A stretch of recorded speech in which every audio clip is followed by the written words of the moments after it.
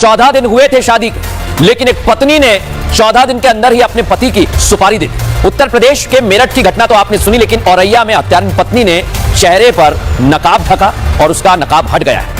जिंदगी भर साथ निभाने की उसने कस्में खाई थी, लेकिन महज 14 दिन के अंदर उसने अपना असली रंग दिखा दिया और अपने पति की हत्या कर दी, वो भी प्रेमी के साथ मिलकर। पति को अपने रास्ते से हटाने के लिए उसने सुपारी तक दे डाली। मेरठ में अपने पति सौरभ की कातिल मुस्कान, मेरठ से 400 किलोमीटर दूर औरैया, यहाँ प्रगति, ये दोनों वो खूनी चेहरे हैं जिन्होंने अपने माथे के सिंदूर को अपने रास्ते से हटाने के लिए अपने हाथ खून से रंग लिए।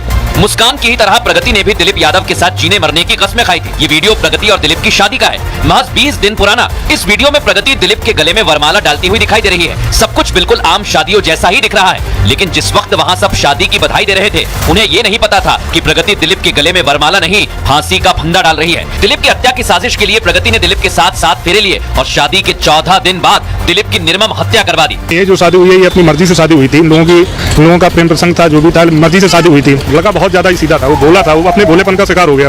अब जब सबका कहना यह है कि शादी दोनों की रजामंदी से हुई थी, तो सवाल ये उठता है कि प्रगति ने ऐसा क्यों किया। इसके पीछे है इस विवादित जोड़े के बीच वो की एंट्री। पुलिस का कहना है कि हत्यारिन प्रगति का अफेयर बीते 4 साल से आरोपी अनुराग से चल रहा था, लेकिन परिवार वालों के दबाव में आकर प्रगति ने दिलीप से शादी कर ली। प्रगति का पति दिलीप करोड़पति कारोबारी था, इसलिए उसने शादी से पहले ही अपने प्रेमी अनुराग के साथ मिलकर दिलीप की हत्या की साजिश रच दी। प्लान था शादी के बाद दिलीप की संपत्ति पर कब्जा जमाकर अनुराग के साथ रहने का। सब कुछ प्लानिंग के तहत ही चल रहा था। प्रगति ने अपनी बहन के देवर दिलीप से शादी की थी। दिलीप के बड़े भाई की साली थी प्रगति। प्रगति और अनुराग ने मिलकर साजिश को असलियत में बदल दिया। प्रगति हत्या के बाद ससुराल में रह रही थी, लेकिन पुलिस ने दिलीप हत्याकांड में मास्टरमाइंड का खुलासा कर दिया है। पुलिस ने मामले की तफ्तीश शुरू की तो इस हत्याकांड के तार जाकर प्रगति से जुड़ गए, जो आराम से दिलीप के घर में ही रहकर उसी की कमाई का नमक खा रही थी और किसी को कानों कान ये खबर तक नहीं थी कि उनके बेटे और भाई के जान के दुश्मन कोई और नहीं बल्कि मास्टरमाइंड उसकी पत्नी प्रगति है। प्रगति और उसके प्रेमी अनुराग ने दिलीप को जान से मारने के लिए गैंगस्टर को सुपारी दी थी। इस बात का खुलासा इस सीसीटीवी के जरिए हुआ है। ये सीसीटीवी फुटेज उस जगह का है जहां से महज 7 किलोमीटर दूर लहूलुहान दिलीप पुलिस को मिला।